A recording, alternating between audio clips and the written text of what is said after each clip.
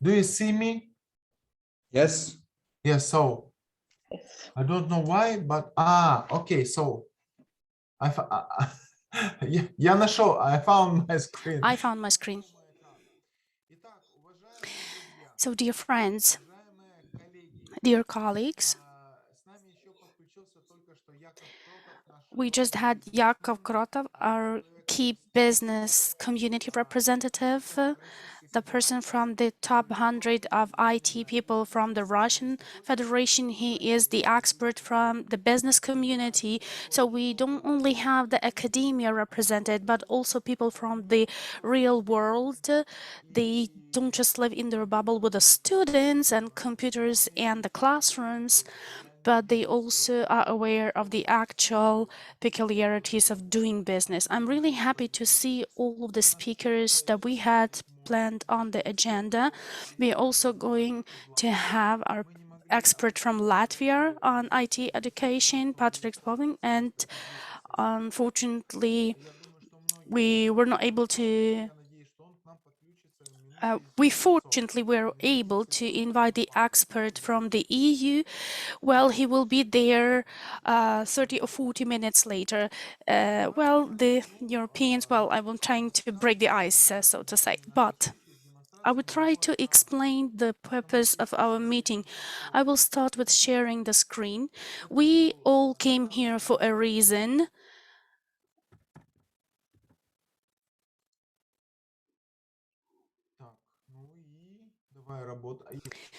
So here it goes. It all works.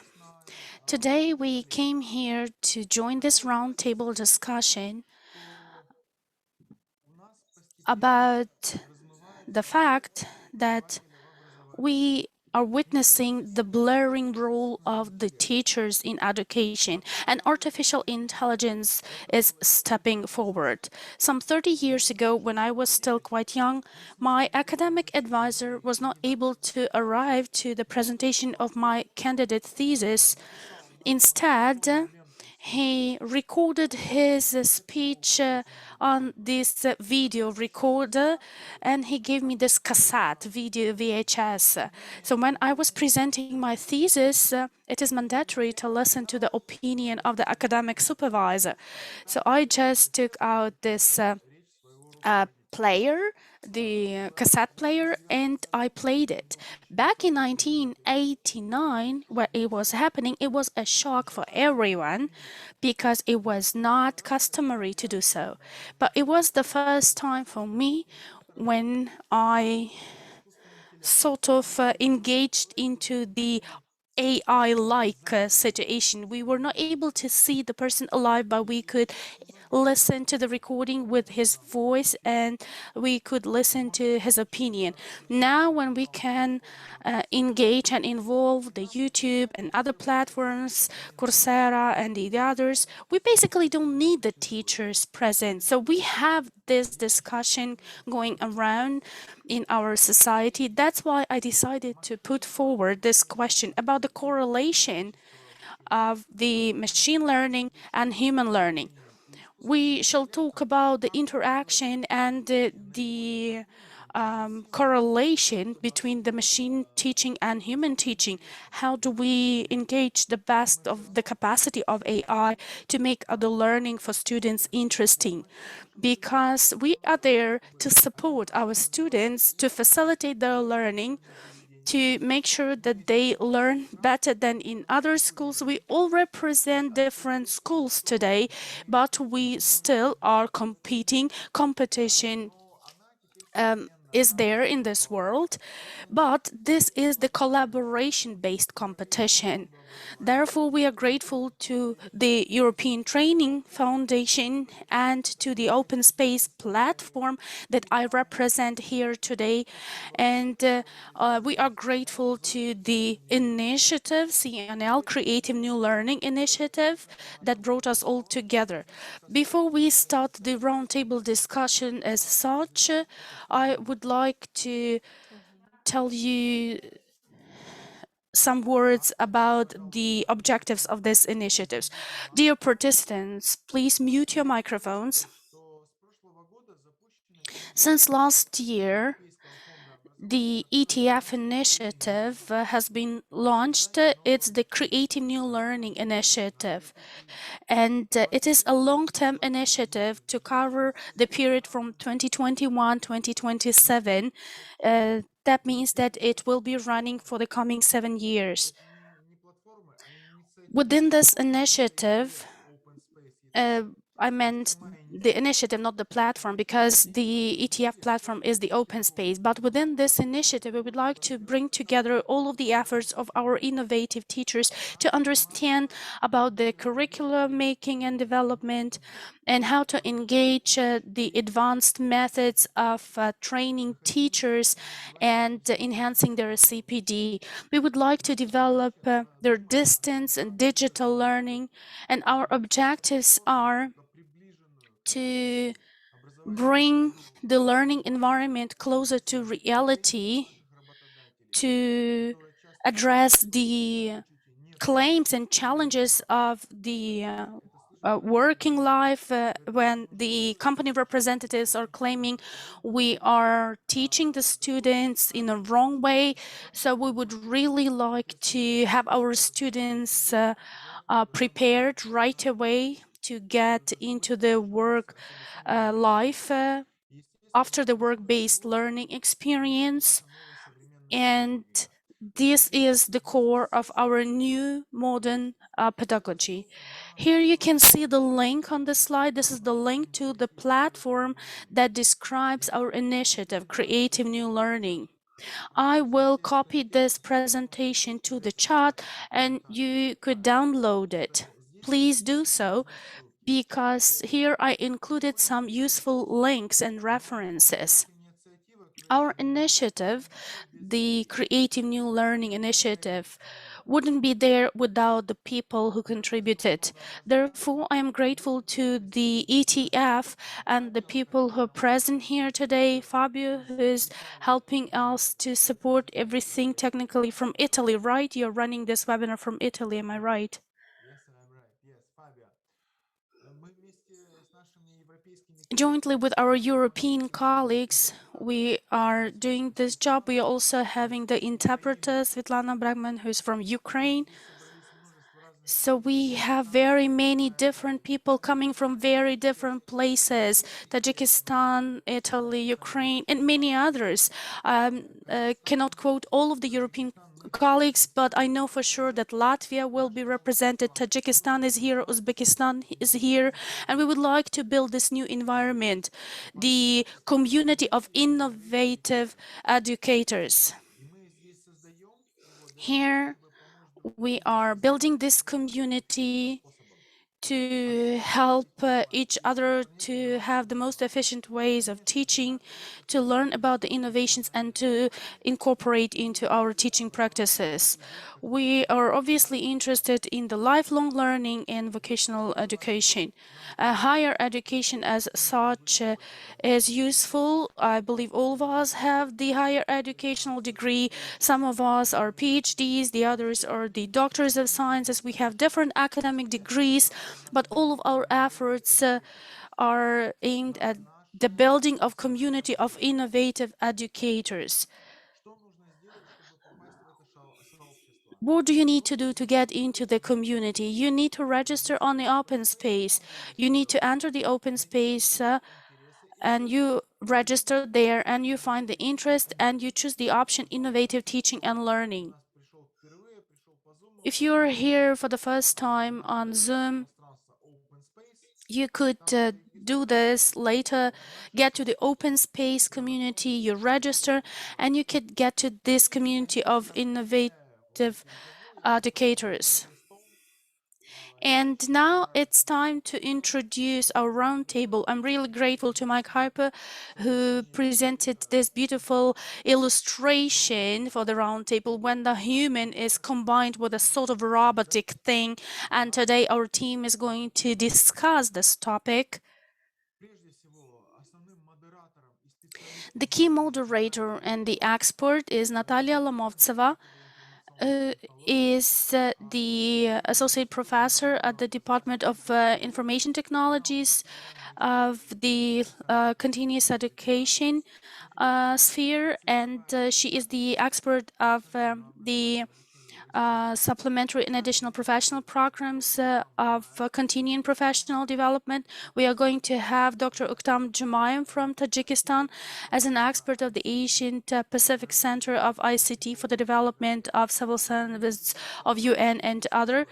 I am afraid I can't see Irina Suslova present, who is coming from the Russian State Vocational Pedagogical University. She's the chair of the Department of IT Technologies, but I'm sure she's joining soon. Jakob Krotov, I mentioned him before. This is our key top 100 IT manager expert. I know that we have Saulika Libaeva with us. She's an expert for workforce training from the Ministry of Labor and Social Protection from the Republic of Kazakhstan. She is back from the UNICEF meeting for Kazakhstan, and she promised to share some interesting insights.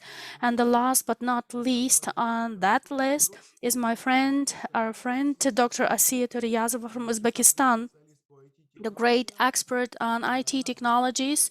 She's the chair of the IT department of the Tashkent IT University. This is our team. And now I would pass the floor to Natalia, coming from the Russian State Vocational Pedagogical University. And these are the key statements and the key questions for the round table. We are going to have the format of the round table when each speaker will have 7 to 8 minutes to speak. I believe we are going to have the heated debate afterwards, but these are the questions we are putting forward for discussion.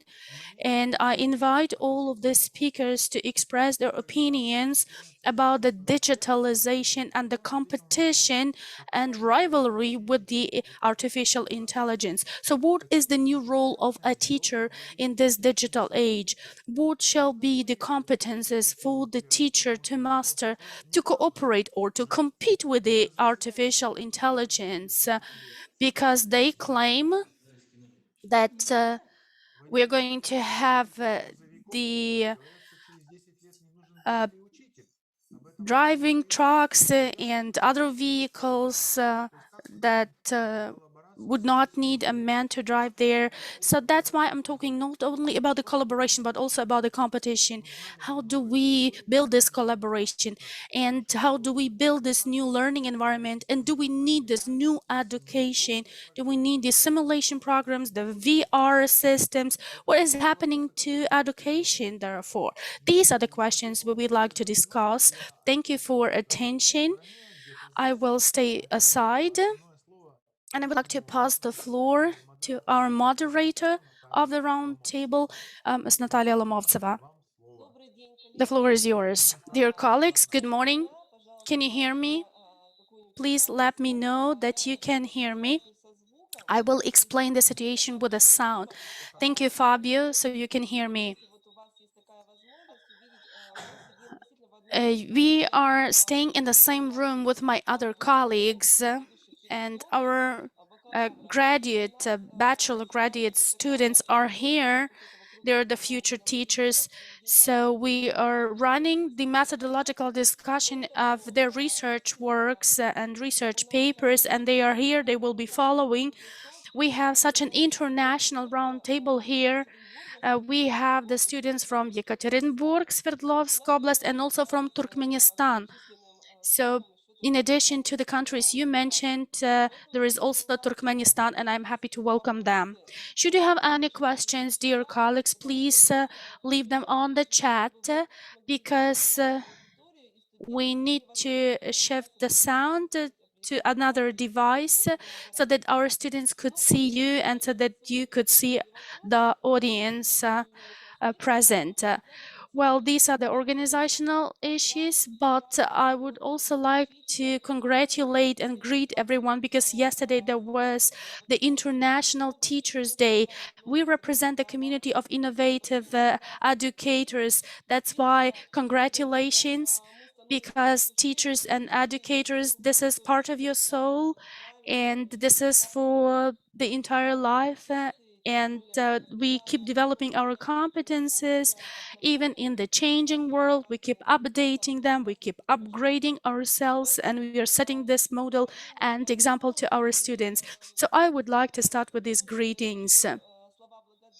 Also, I would like to express my gratitude to Fabio, our colleague, the technical moderator, who's staying on the other side of the ETF platform, and also we are grateful for supporting us with the simultaneous interpretation. It is very important for our students that this roundtable is taking place in the Russian language, but with the help of the interpretation, we could listen to the European experts and researchers in the field of the digital innovative pedagogy and education.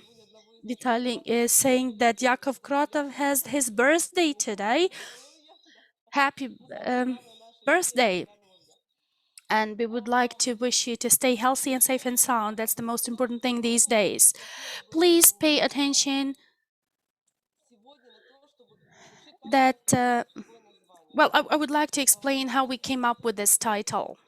Well, I will start with sharing my screen with my presentation. Please let me know whether you can see my screen and my presentation. Please let me know. It's okay, right? We have the backup here. I have my students here. They are supporting me with the technical stuff. We're sitting here on several chairs, so to say, but I can get the feedback right away. So what it all started with Vitaly Anatolievich, well, I'm using the patronymic because in our region we have this honorable address. So when we discussed the innovative challenges that come from the digital age, and this is basically what we do now, we were talking about the new roles of teachers and educators. And we came across different types of research, and we saw that in India, they have this hybrid teaching when teachers are using the artificial intelligence. In the age of pandemic and digitization, there is one teacher on the online platform delivering the lecture, and there is another teacher who is helping the learners to learn some technological advanced technologies. So these two teachers is an interesting model. So we really developed the assumption with Mr. Kopnov and decided to think whether these helpers, these teaching assistants, or artificial intelligence could help. And we decided to have this roundtable on the basis of this platform of the creative new learning community, and to have this discussion about the new role of teachers in the digital age, whether the AI will be able to substitute the teachers and replace them. I have my students here, and I hope they also will be asking their questions in an hour or so.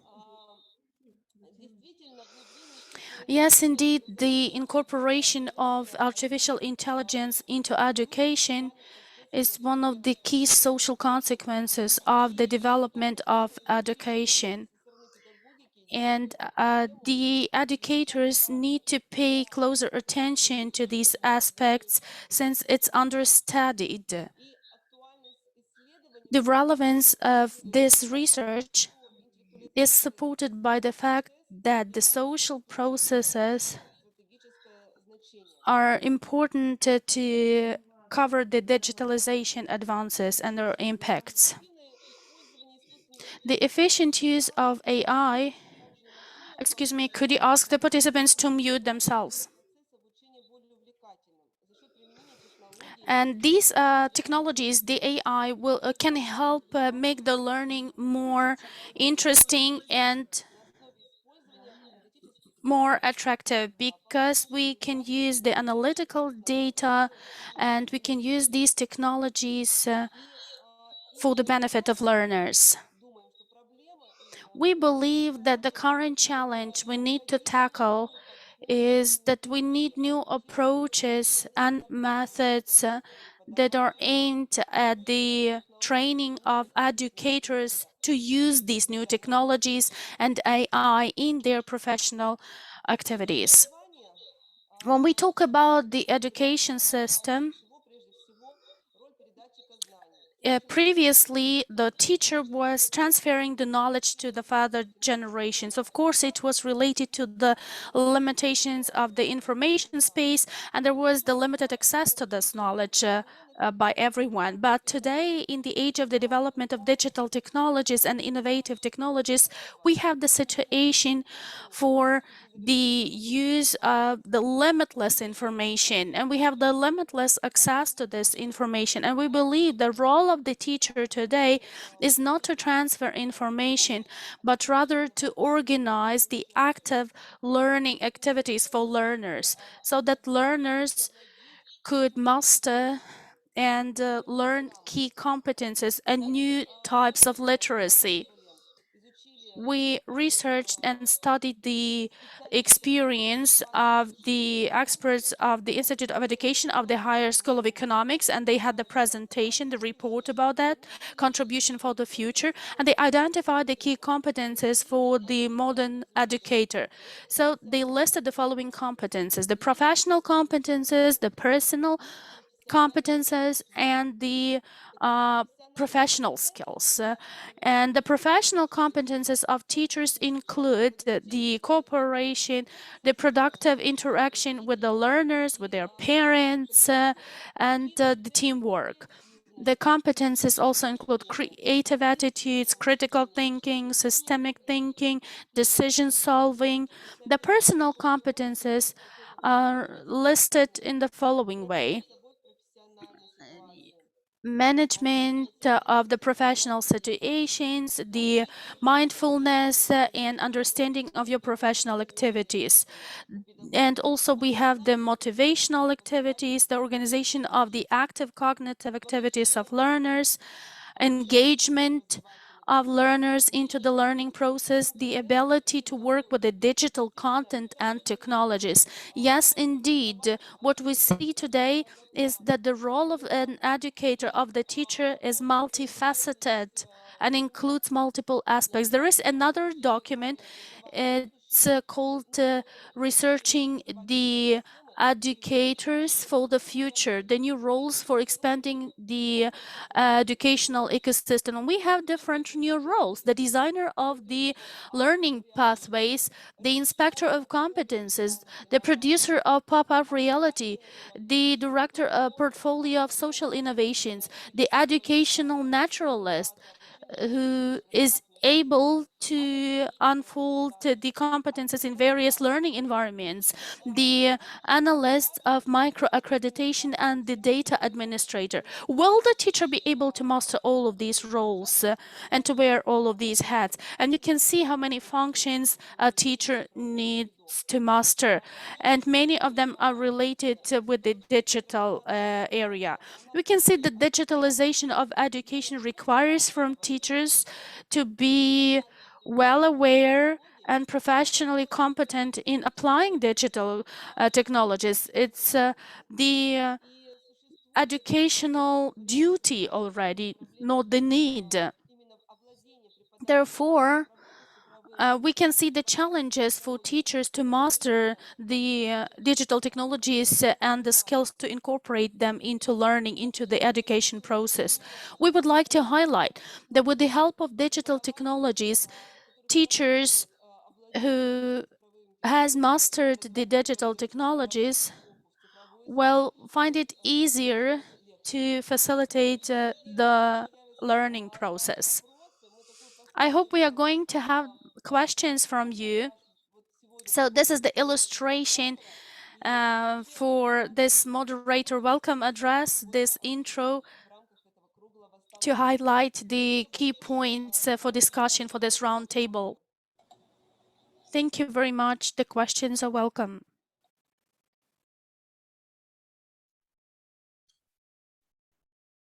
Коллеги, кто у нас Dear следующий? colleagues, Who would like to take the floor, if I may?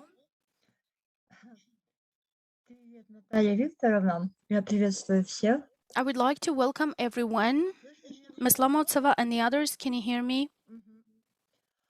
Наталья Викторовна, позвольте не вопрос, It's not a question, it's a suggestion and a proposal for discussion so that you could give me a brief answer.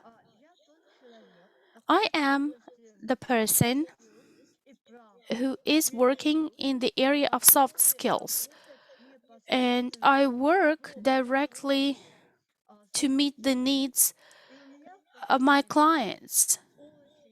And recently, I have had many customers, many clients, the parents with children, with teenagers aged 16, 17 to 18 years of age, who lost the taste for life, but it is rooted in education.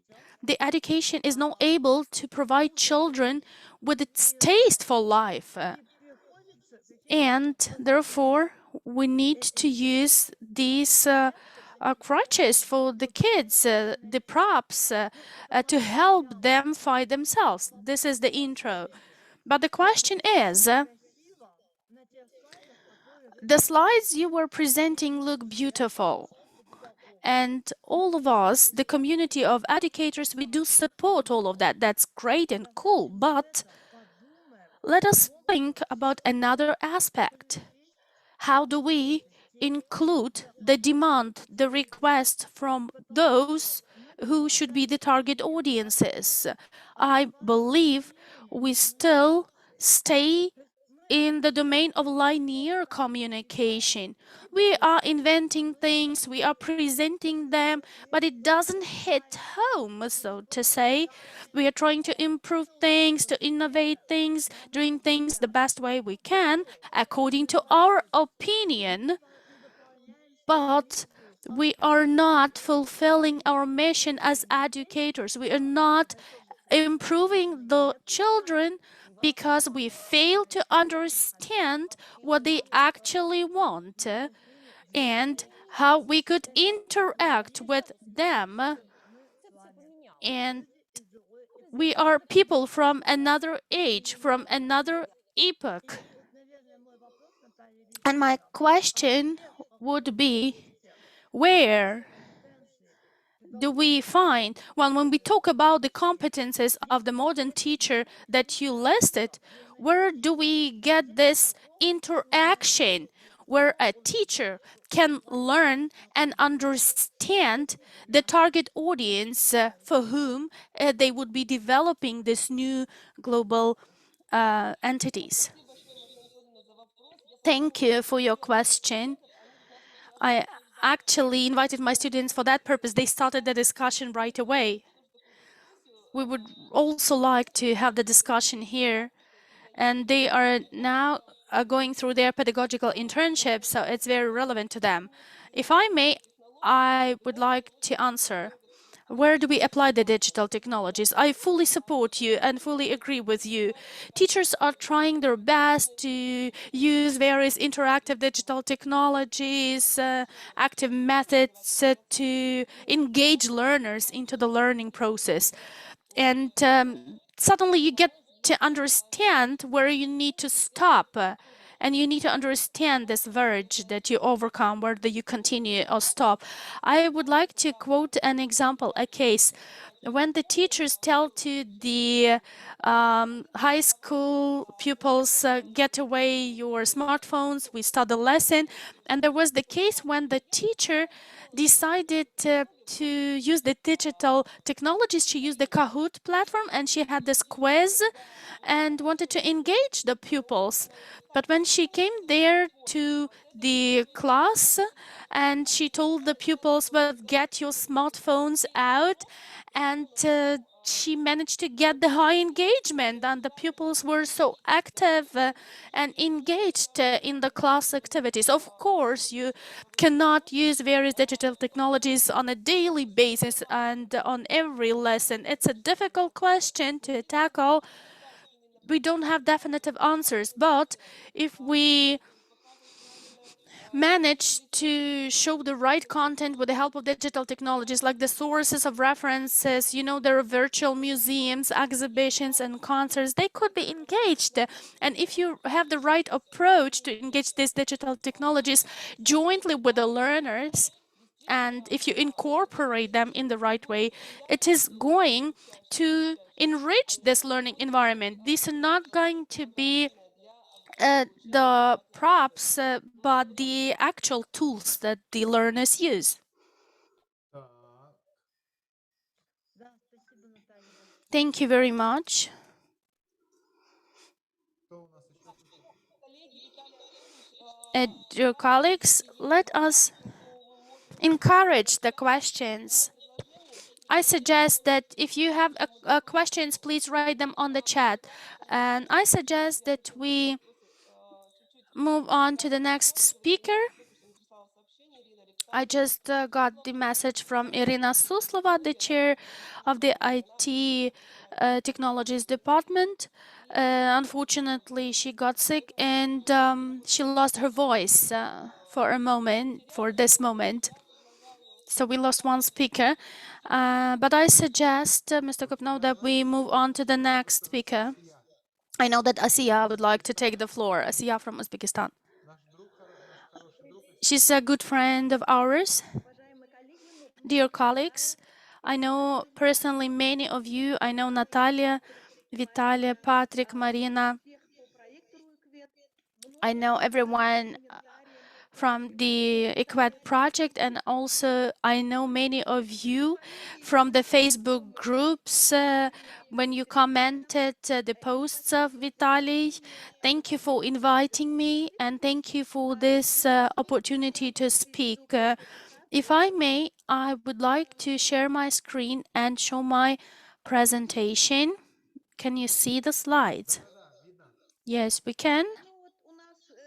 Ну, вот у нас в Узбекистане это In Uzbekistan, призыв лозунг we use this title процесса. as Нельзя the motto for all educators. You cannot really detach and separate education from learning and vice versa. And this is going to be the red line of my entire short speech. какие-то базовые I would like to highlight some basic concepts to start with and to get to the question. When you ask, how do you do this? First, you need to think why. What and why? The economic and teaching system that is traditional for the education process includes 7 elements: education, content, learning content, teachers and learners. This is the human factor, the process participants, and the methods, means, and forms of learning. цель современного образования. The objective of modern education is to develop the personal qualities that the personality needs and that the society needs, to include the personality and the individual into social activity, to enhance the efficient self-education skills for the lifelong learning outside the institutionalized educational system. So this is the objective of the modern education. Нашими авторами так. This is how our authors describe it. Они выполняют системообразно The objectives of education, they contribute to the system making of the teaching activities. So the objectives are instrumental for the choice of content, methods, and means of learning. This is the question about who is going to teach, a cyborg or a human teacher. When we ask this question, why do we teach? Which learning objectives, which tasks, professional, life tasks, aesthetic, and others shall be tackled by the learner with the help of the knowledge, skills, and abilities and attitudes that they developed in terms of application of the knowledge, skills, etc. The objective of the educational system shall be diagnostic. It shall be precise enough to understand and help understand about the degree of implementation and about how to build the education process that would safeguard the achievement of this objective within the certain time span. Whatever methods we choose, whatever learning means we choose, whether it's a cyborg or a human teacher delivering this training, the most important thing is objective. Have we achieved, have we reached the learning outcomes or not? How efficient is the achievement of this outcome?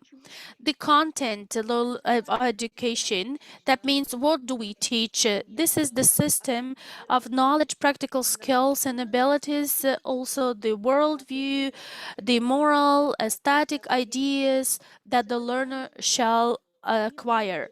The content of learning, the content of education cannot be reduced down to the list of knowledge, skills, or abilities within the subject areas. On the other hand, it shall cover all of the key elements of the social experience, the system of knowledge about nature, society, thinking, the ways of activity, and the system of intellectual and practical skills and abilities, the experience of creative activities, the attitude people in the society. Now, let us consider how these teaching objectives can be fulfilled by cyborgs. You can cover larger audiences, that's for sure. When a human teacher can stay within one classroom, here we have the expanded opportunities. We have the bigger memory scope and we can answer most questions that are downloaded into the database. Cyborgs don't get tired, they don't get sick, they don't get mad, they don't show negative emotions, they don't scold the learners, don't beat them, etc.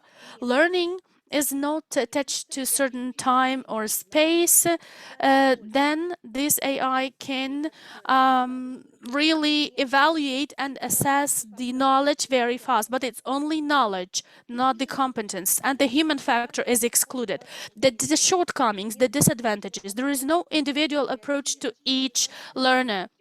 There is no creative approach. I mean, creativity, inquisitiveness, etc. There is no educational approach, which is bad.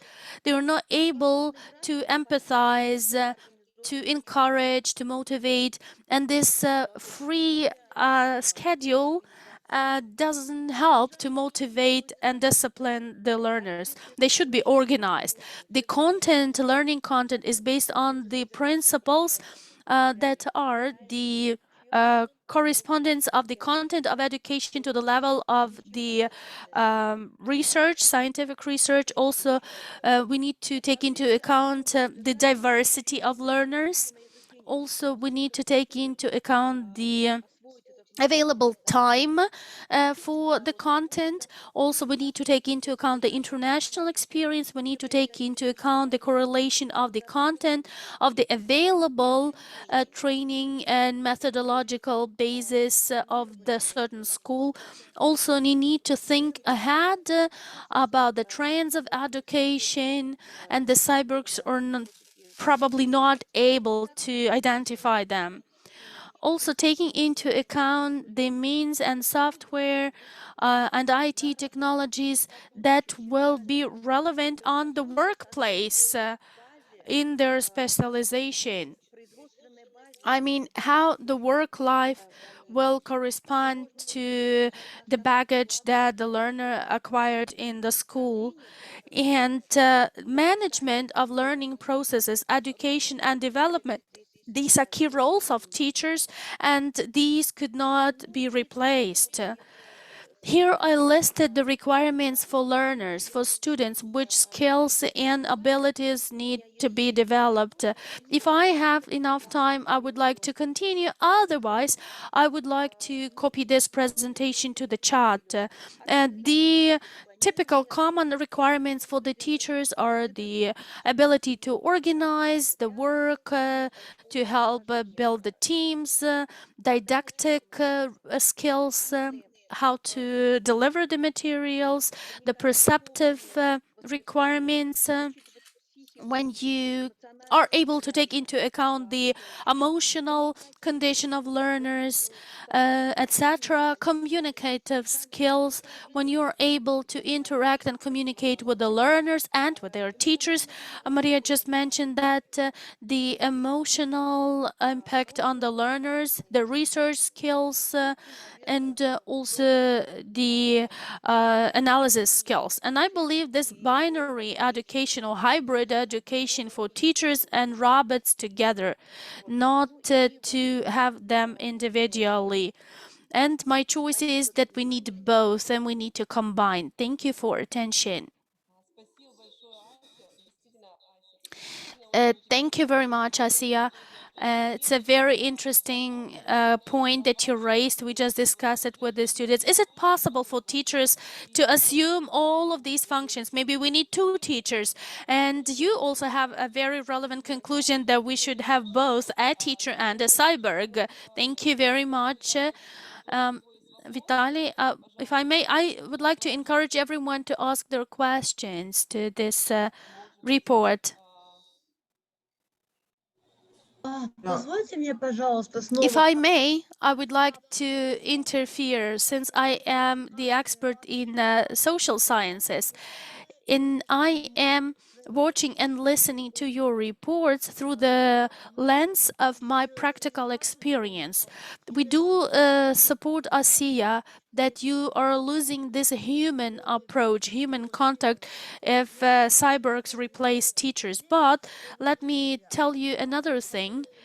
When we talk about this robotized teacher, children perceive them as a technical service. Recently, this trend unfortunately has intensified. Are we ready to be treated as the technical personnel providing the needed services, and that's that? Or do we actually want to stay humans? That's my second remark. In the end, I would like to summarize it all and consolidate it on. And this could probably be the food for thought for the future. Thank you, Maria. I believe in Uzbekistan it's even more relevant when it's sacred to venerate, to honor teachers, to honor the seniors, to respect the opinion of the teacher. I believe it should be relevant everywhere and believe the teacher is not only about the subject matter delivering the knowledge, but the teacher who teaches you about life. Thank you very much. It's a very important question that you raised. Being a service provider or else. So we are delivering the educational services, and it's a trend to describe it this way. It's a very good and pertinent question, and it's a food for thought to think about what we actually do. Dear speakers,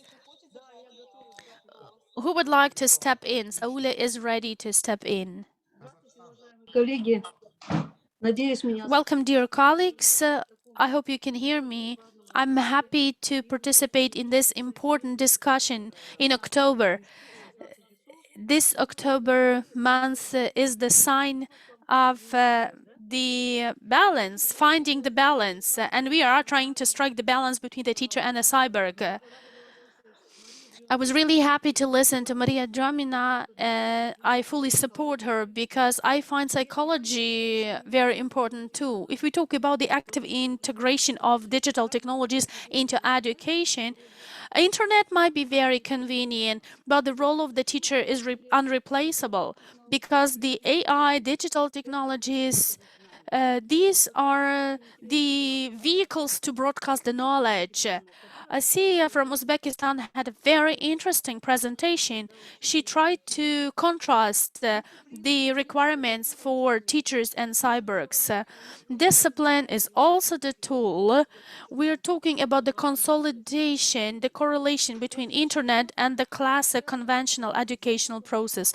The recent year Basically, well, I wanted to say thanks too, but this is not a good word. Well, because of COVID, we had to shift into the digital environment, and the learning environment had to really shift into a different dimension. Our teachers improved their computer literacy, they got to manage information better, but I would really like to focus on an important role of a human being in the digital age. When the society had to be isolated because of COVID, it teaches us that teachers are unreplaceable. When we stay in the internet environment, of course, there are benefits. You can stay in Italy. Yesterday, thanks to internet, we went to New York when we had the UNICEF meeting, and the keynote speech said that our children, our young people in general, they feel the grave consequences after COVID, not in terms of the physical health, but in terms of their mental health and welfare. According to the recent data, all over the world, every seventh young person from 10 to 19 years of age has a diagnosed mental disorder. We are getting more people with autistic spectrum. We have more young people committing suicides. These issues have been discussed during this yesterday's meeting. Recently, there was another meeting of UNICEF jointly with the Gallup Institute, and they had a survey for children and adults in 21 countries. The survey findings showed that 1 out of 5 people aged from 15 to 24 feels unwanted, depressed, and they have low interest in doing anything about this life. I believe even if we were not covered by this survey, we can still join and relate to them. Generally, the UNICEF data that is covering the entire world shows that every seventh child suffered from this quarantine.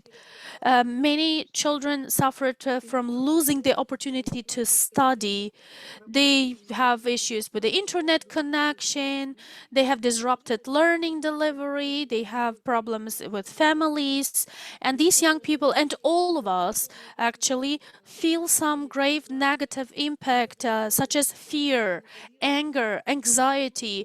You feel like you want to isolate, and we can definitely state that this happened because we didn't have enough communication, live communication with teachers or with people that are interesting for them. When we think back of our educational background, whether in school or in college or university, we think of the teachers we are grateful for, who supported us. I would always remember my first teacher who would always say, I can't see your eyes, I can't see the mood you're in today. So they taught us to empathize, to help each other, to support each other.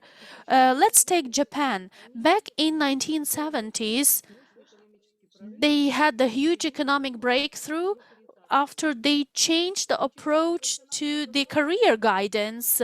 The vocational educational institutions had a different approach when the key instructor was the work instructor, and it changed the approaches about the choice of the future careers. What impacted the career choices was the personal communication with the master, the joint fulfillment of the work tasks. And in our environment, we also tried to take this approach, and we could see the changed attitudes to the professions. When these masters, the instructors, professional training showed their a zeal and their urge and inspiration for the VET students. On October 2nd, we celebrate the Day of VET teachers. Yesterday, it was the International Educators Day. Today, at this round table, we are discussing the relevant topic very pertinent topic. So this only proves to the relevance of these aspects. But when we talk about that teaching, social competence comes to the fore. The development of communication skills.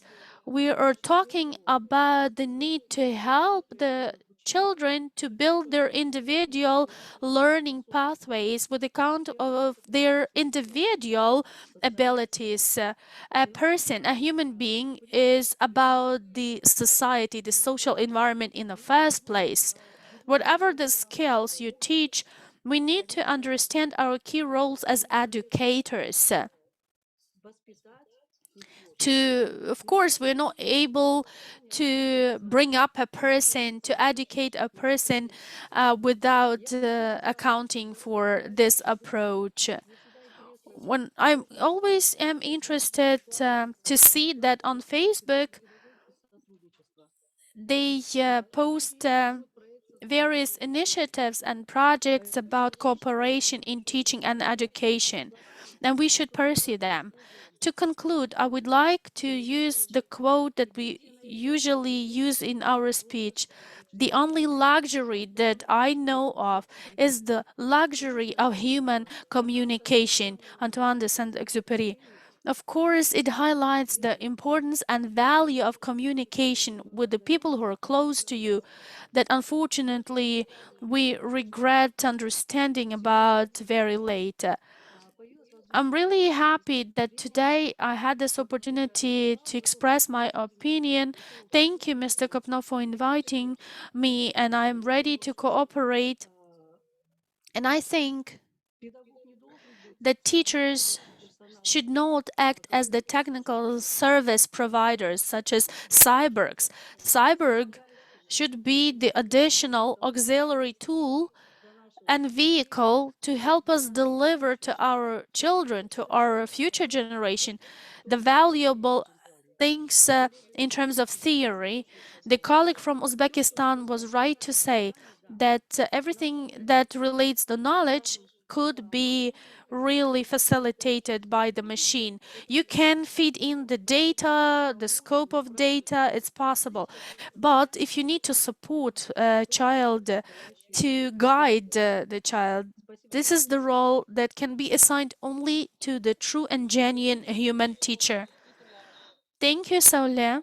It's a great input, very interesting insights. Yes, indeed, human interaction and communication, this is the most valuable thing we have. When teachers ask the learners how they feel today, it's very important, especially recently and in the light of the recent events we had in Russia that you probably know about. And also, I would like to take the questions. Mr. Kopno, please help me. I believe these questions could refer to everyone, also to Saule. I have the suggestion. We have the speakers. I suggest the speakers should read the questions on the chat and take into account the questions, and maybe they could address them. So we are all experts here, and this is the round table. So let us pass it around. I know that Oktam from Tajikistan would like to take the floor. Welcome, colleagues. Can you hear me? I'm sorry. I really agree. Vitaly, I can see if you're ready to answer the questions, go ahead. And we will follow the agenda. Там тоже вы читали эти вопросы, постарайтесь. Oktam, you probably saw the questions. Try to cover them. It's the discussion. Of course, I will. To start with, I would like to express my gratitude to the organizers of this event. The topic is really interesting and very relevant and pertinent, especially for the Republic of Tajikistan. Currently, we have obviously a different level of digital development as compared to our neighboring countries. So when you talk about the cyborgization of the education process, we're still lagging behind, but it's important for us to listen to the new trends. Another thing I would like to point out, have some technical issues. I tried to connect several times, but I'm not able to switch on the video. Pardon me. So when we talk about the role of a teacher in the digital age, the first thing that I need to mention is about the key policy of our government and the people in charge who are responsible for the integration of the IT technologies into the educational process.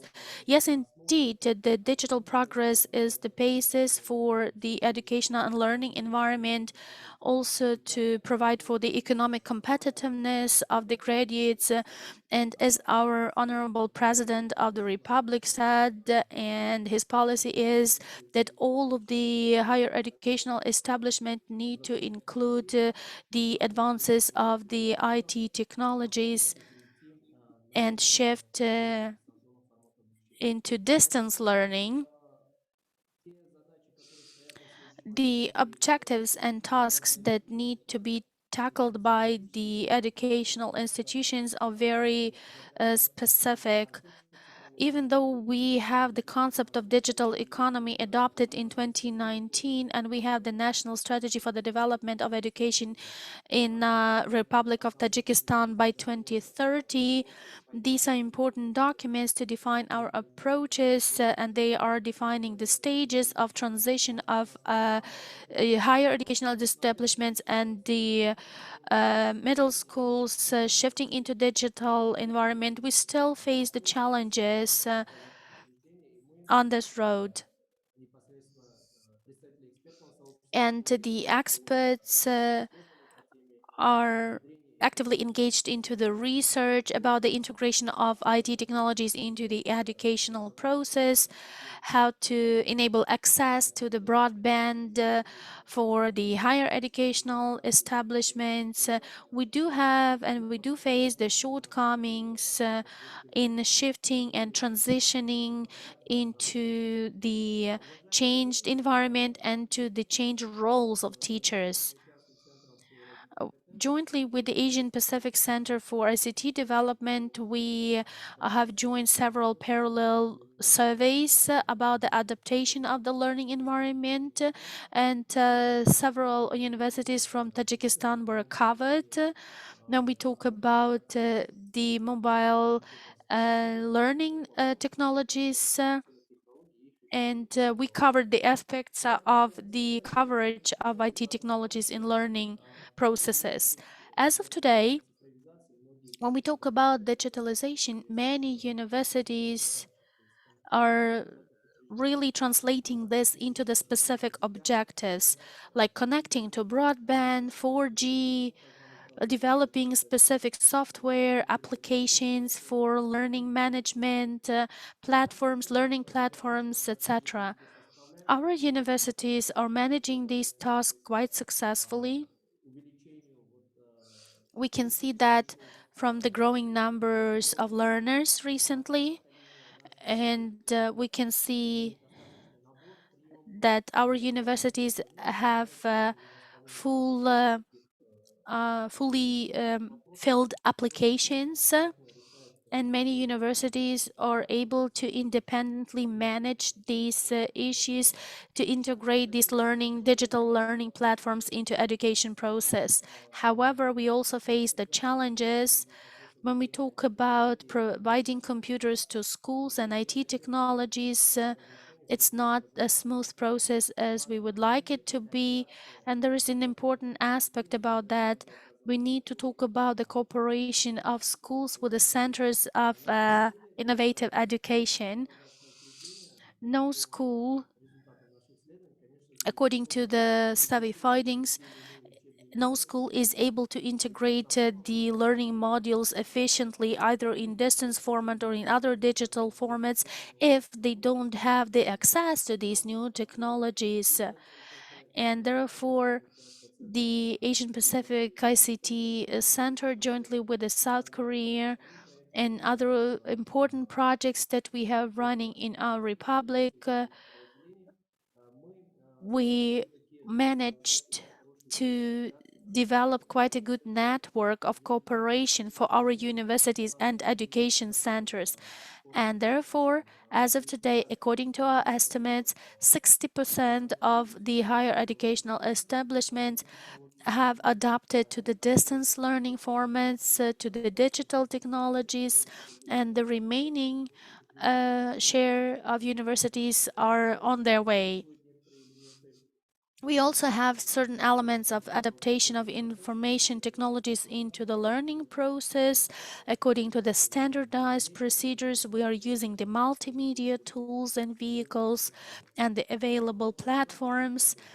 But the challenges we face here are when we talk about the impact of ICT on the role of the teacher, and I am now referring to practical experience of Tajikistan, we can see many positive benefits because ICT can help teachers to update and upgrade their knowledge faster on specific matters and subjects because they obviously have better access to interactive channels, platforms.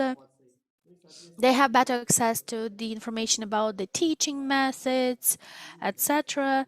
And the teachers, therefore, can be more flexible in their teaching attitudes and approaches and methods. It's very good because we believe the use of ICT technologies allows to have this approach when they tackle the challenges jointly with learners and they manage to tackle the group challenges, the group tasks together, engaging teachers at a distance remotely, and the ICT technologies help that. So this is better access to information technologies. It's a huge benefit.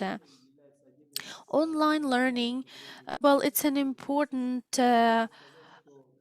beginning and foundation and basis for the integration of ICT, but we also face many challenges in this era in our republic.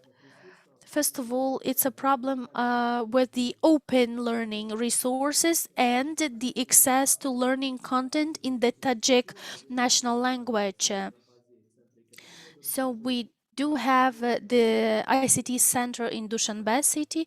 Also, we have another ICT center of another educational establishment who are promoting this area. We're using this resources of the digital libraries that we are trying to expand and to fill in with the content. However, when you talk about the development of a competence-based approach of what the learners should know and be able to do, and also with the count of new challenges of the working life, you need to be fast enough to cover all of the new changes. And the role of higher educational establishments is highly important here. However, these ICT and excellence centers, libraries, are no less important, and it works rather well as an important vehicle.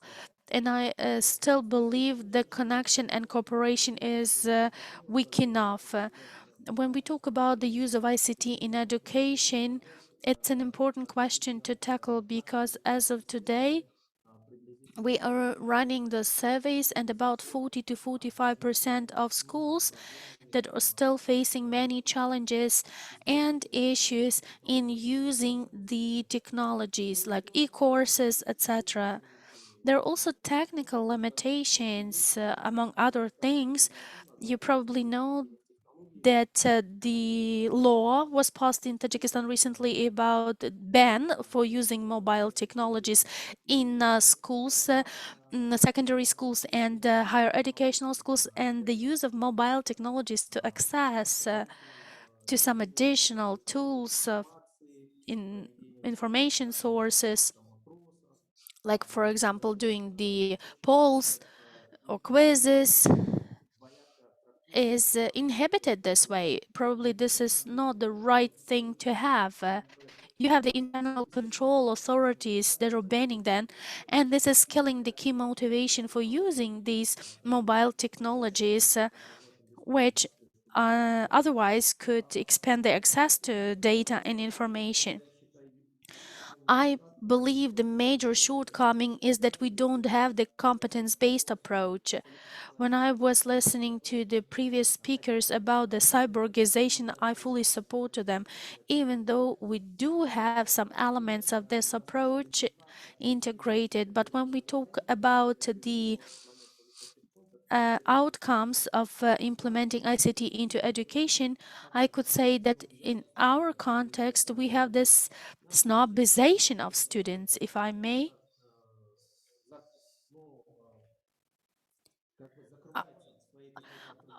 Our students, they get closed in their system of relations, and the group, it's not like the single entity, and it's very difficult to use this group approach or team approach.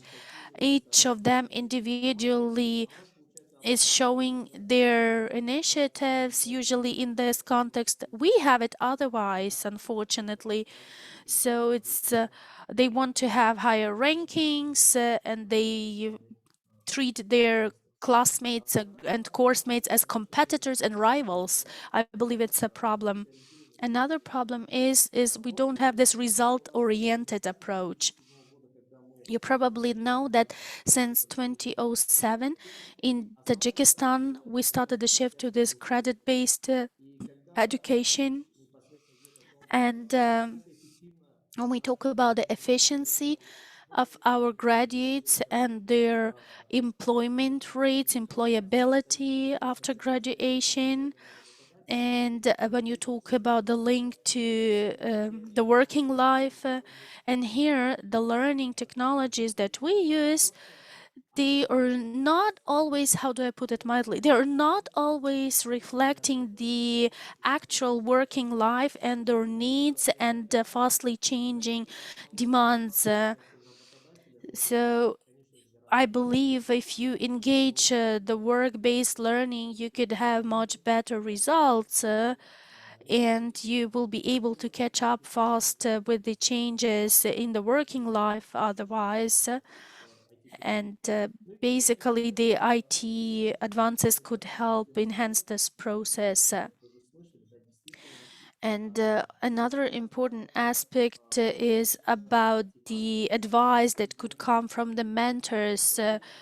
And this human factor is instrumental in the education.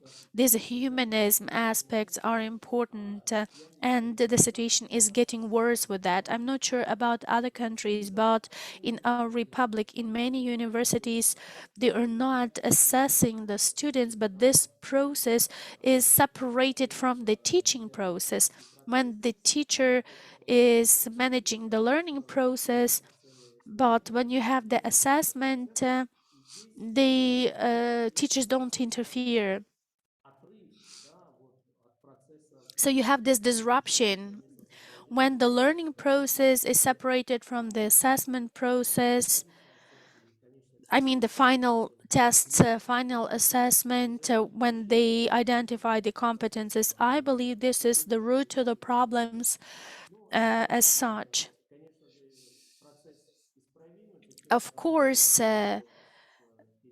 this is not the dead end, and you can amend the situation. And I believe if we shift to the digitalization, and if we tackle the digital tasks that all of you mentioned, and if we manage to cover them, we will be on our way to master the new approaches, to develop the new methods. And I believe such platforms as this event, as this roundtable, will also help us get motivated to adapt, to adjust, and to catch up with the trends. Thank you very much. I will be happy to take your questions. Thank you very much. You have a very interesting experience in Tajikistan in terms of digitalization and how students managed to survive this pandemic. We have quite an active discussion on the chat. If you may, we only have 20 minutes left. So if you have any questions to Uktam, about his experience, their experience of introducing artificial intelligence into the learning process, and their views on the cyborgization of teachers. And now I would like to introduce Jakob Krotov. I personally met him before, but now he moved to another city, and I would like to give the floor to him. We are ready to listen to you. Yes, indeed, long time no see. Greetings to everyone, dear colleagues. I'm going to talk from the position of business rather than from the position of the educator. If we address this philosophical question whether robots are going to replace teachers, well, yes, they will. They are going to replace. But there is another question that we imply. But who is going to teach the robots? And yes, indeed, in the modern IT world, we can see the trend that comes to the forefront. We're talking about the role of a person, of a human who will be teaching the robot and prepare the robots to work with the humans. And I believe the roles of teachers will come to the lead. There is this method of system learning as a method with a teacher. For example, if you when you have this Yandex taxi, unmanned Yandex taxi, how do you teach this taxi? There is a driver who would be replaced by the unmanned vehicle later, and they are driving together, and the driver is there until the machine makes a mistake, and the driver would have to interfere and to push the brake. So we can see that the machine cannot teach or assume the role of a human.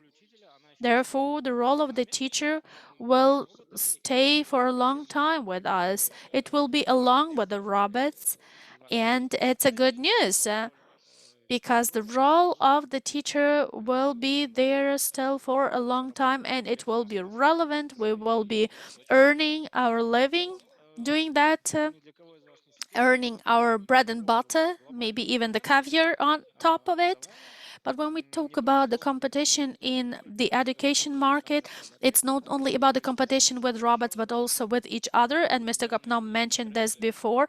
We can already see certain trends in the work of teachers when they work jointly with the robots as a team. We can see the digitalization of the learning environment. Also, we can see there was a need to shift and transition into the distance learning. Without the digital technologies, it wouldn't have been possible. If we think of 20 years ago, if the pandemic hit 20 years ago, we wouldn't be here talking to each other. And I believe the teachers and educators contributed to this shift a lot because over the recent 20 years, they managed to train the important engineers and IT people who developed all of these technologies for our benefit. And also, we should talk about the digitalization of the routine operations, everything that is related to the time-consuming activities, checking the tests, doing the reporting, etc. I mean, all of the things that machines could help with. And that's a good thing to have. So there are many supplementary additional things. For example, the Kahoot system. There are many other similar systems like that for quizzing and testing. Robots will never substitute you, but they will help make your lives easier. And I believe it's an important contribution of robots in the collaboration with teachers. It's a great thing to have, and I think it should be there and let it stay. The teachers find it convenient, the students like it, and the robots could be used for a purpose. If we address this another part of the philosophical question, how do we compete? Well, whether it's a competition or not, from the business position, it's much easier to address. If you have the new player in the market, you start to adjust. When robots came there, I believe in the coming 10 years, robots will cover all of the routine operations. And I believe robots will have to take much longer to replace all of the competences of the teacher, unique competences that only a human teacher can give. And this is something we should focus on, even more so that each university is the center of excellence in specific areas. In addition, well, I will give some fuel. We should still use this education as a service approach. And I believe it's a popular trend. You know that. It works very well in the Western world, also in the Orient. I mean, the Orient that is to the east from Vladivostok. And the more satisfied user and the service consumer will be leaving you and abandoning you if they find better service elsewhere. And I believe this is the good platform for cooperation because the robots can help improve the service, enhance the quality, and give more happiness to users. I believe this is basically the weak trend, another trend, but it will gain momentum. I mean, we should talk about this elite access to the education. Of course, you can use Zoom, Skype, or Teams to provide online education, but offline education with the unique opportunities of human interaction and cooperation is going to become the luxury segment of teaching. Therefore, this luxury format of offline teaching is a trend that is gaining momentum. I believe we are pressed for time, therefore I would finish on that.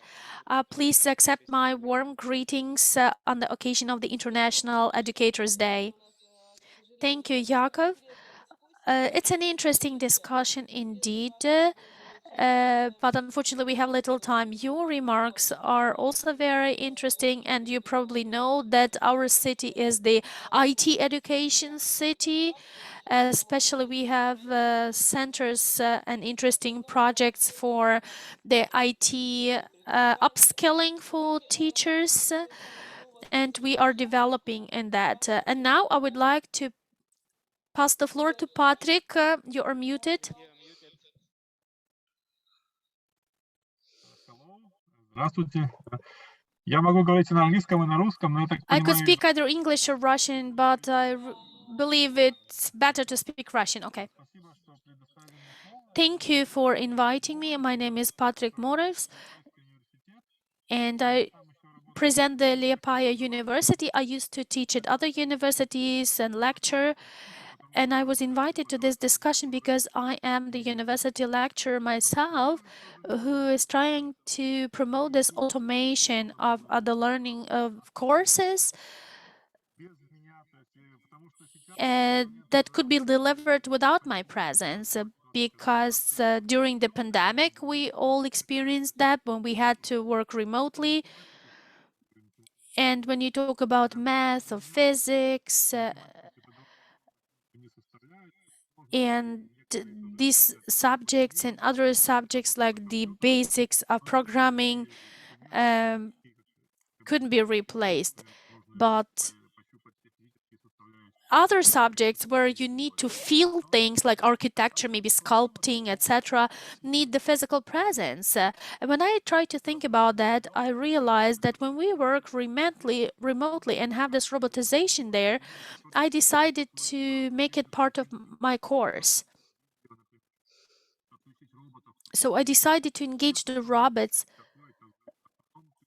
when the students could master the basics, and then you monitor the progress, the specific part of learning when you need to showcase, to demonstrate, etc. Things that would be hard to manage remotely or via the robot's assistants.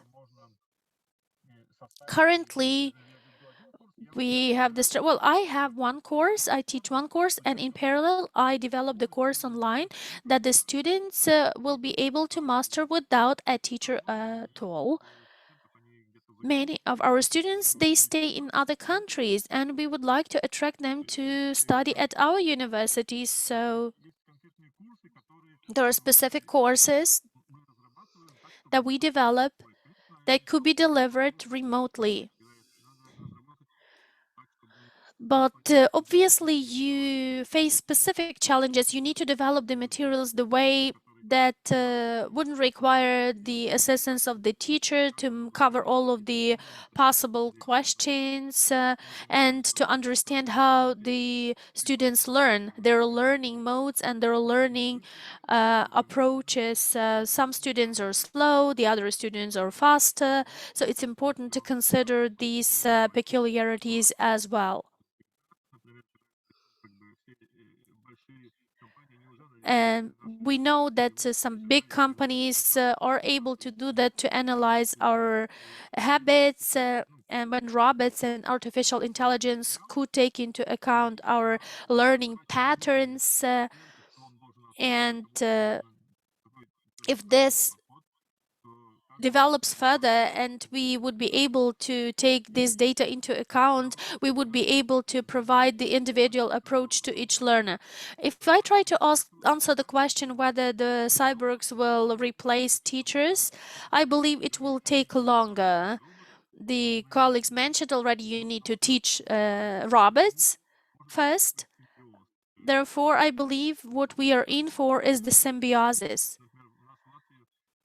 In Latvia, the young generation, they are very highly skilled at computers. When I talk to high school pupils in their learning environments, they are using the computers and other devices. That means that the progress advances very fast. And if we don't catch up, we will be thrown away. And there are many benefits to that, because you can also take the courses from some renowned universities from other countries. So you can do this remotely and get your certificates and diplomas. It's good because we can get more knowledge. So I'm rather optimistic about this question, about the symbiosis of robots and teachers. But we will still be there. We will never leave the lives of students, or at least in the near future. This is my opinion. Thank you very much, Patrick. We're just talking with students. Tell me, who do you want to have, the cyborg or the teacher? Will the AI replace the teacher?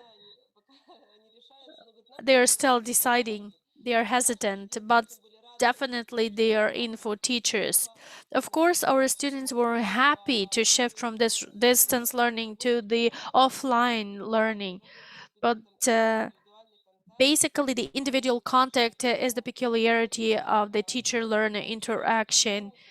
And cyborgs and the artificial intelligence would not be able to fully replace this human factor, some human features and approaches that would tackle the individual needs. I would also like to say that this individual approach is the peculiarity that the teachers are special with, and the robots would not be able to manage them. So I'm asking my students, what do you like best, online or offline? And there are different opinions. Younger students, they like to come to lectures.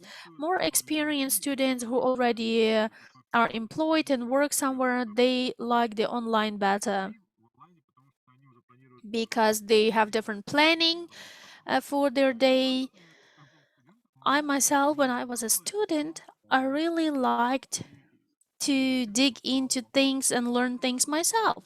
But there was a problem that you seem to know what you learn, but the teachers could guide you and help you prioritize. And I believe if robots learn to do this and know how to advise a learner what to start with, where to go, to be guided, that's a very important input. Thank you very much, Patrick. I just told to our students we're trying to juggle with a microphone, and I'm telling them, do you hear that? I know which question to start with so that you can have the positive assessment. So that's very important for students to know. Do we have the questions to the speakers? I would like to juggle back my role of the moderator to Vitaly, who would try to wrap up. Dear colleagues, I'm sorry, but we will need to wrap up. We only have 2 or 3 minutes left for the conversation, for this round table. So all of the speakers really wanted to express their opinions. 6 speakers is a lot for the round table indeed. For the 90 minutes, but we really found it important to have because we managed to listen to our key neighbors to Russia, Uzbekistan, Tajikistan, Kazakhstan, even Turkmenistan was there, the students at least. It's a pity we couldn't have other colleagues from Central Asia, from Kyrgyzstan, but next time we will definitely invite them so that they could be the keynote speakers. Another thing important to mention that this is the provocative question and provocative title. But my question is to Natalia. Natalia mentioned that we can see the change of roles, and I would really like this to be the important takeaway, that the roles of teachers are changing. And I had the question to you, Natalia, because you were doing this presentation. What is your current role? What is it when you think of the key role in your teaching? And everyone, please think about that. Who are you at this moment? Thank you for this complicated question to conclude this roundtable. Well, I have been teaching for about 20 years, and I've had experience working in secondary school, and you know that I have been dealing with the e-learning and digital education since 2009, even since 2005. But in 2009, I presented my PhD thesis about this, about the use of distance learning technologies. And I have always vowed for the role of the cooperation, of the partnership. You are also the participant, co-participants of the learning environment and learning process. We really found it very interesting to listen to these presentations, and we kept discussing it with the students behind the settings. And I believe the technologies should be the helpers, the support, the assistance. And I believe this individual approach to students, this is the important thing for me. And now we deliver our lectures mostly online. We have the master students, the bachelor students. Now I have postgraduate students from Indonesia. I would always insist that they switch on their microphones and videos because we are going to start the discussion, not the lecture. So I am trying to share my knowledge, and we should share our knowledge and mutually enrich everyone. Okay, this is your current role. What about the future? 2, 3, 5 years from now, what is your role? How are you going to upskill yourself? How are you going to develop? Because you mentioned 7 roles. The designer, something pop-up architecture, whatever it was. So who of these future roles you are aiming to be? In the first place, I would like to stay a human with all of my human qualities, and values. What about the roles? I believe it's important to have a human stay a human. All right, dear colleagues, I would like to express my gratitude to you all for this discussion. I believe each of us had their own takeaways, at least me. Today I'm going to write the past release following this roundtable, and I would like to warn you that I got you. because you gave me your emails, and we are going to share and develop our creative new learning initiative, and you are going to get our updates, the newsletters. So this is not the first and not the last round table. So the next round table, I know Mirab from Georgia is going to lead it. Sufyan from Morocco is going to moderate. There will be more English. The others will be in Russian. So I encourage you not to send our letters from our CNL network into spam, but to read them carefully and join the discussion. Am I right, Merab? Thank you very much. Thank you for advertising me and promoting me. Thank you for this interesting topic. Next time, it's Sufyan, I believe, is going to speak Arabic, but we are going to have the interpretation. My webinar is on October 22, and it's about the pandemic, the topics that you already mentioned here, about the challenges and takeaways from the pandemic. How do we respond to them? What lessons do we learn for our learning process? You have these questions already listed on open space, but I will use the link that Vitaly shared to go there. We are the region of Eastern Partnership of 6 countries. Also, I invited Belarus colleagues. I can see them present here. So I believe it's important that we help each other. Thank you. Good luck to everyone. And thank you to panelists for the interesting inputs. Unfortunately, we are pressed for time, and the questions really refer to the domain of philosophy, so we don't have enough time to extend on them. Thank you, Vitaly, for the interesting topic and for organizing this roundtable. Thank you to all colleagues. Thank you very much, dear colleagues. Vitaly, I believe we should give the final floor to you, but I'm done. I'm done. We are looking forward to seeing you at other events, dear friends and dear colleagues. We are going to have many other events, publications, and presentations, and Fabio will be helping us with the system that the ETF, European Training Foundation, offered to us. Thank you very much, Fabio, for your help and support. Also, thank you to our interpreter for help, and thank you very much to all of the colleagues. Thank you to the interpreter. Maybe everyone gets the camera on, and we could have the screenshot.